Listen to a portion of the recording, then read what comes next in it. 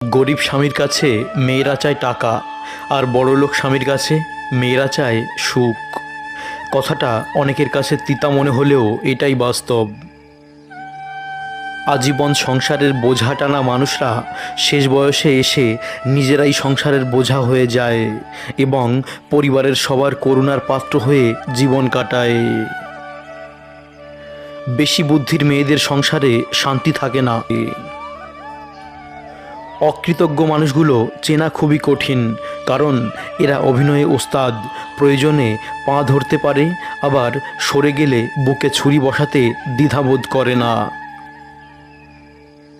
স্ত্রীকে ঘরের কাজে সাহায্য করলে স্বামীর ব্যক্তিত্ব ক্ষুণ্ণ হয় না, বরং দুজনের মধ্যে আন্তরিকতা বৃদ্ধি পায়।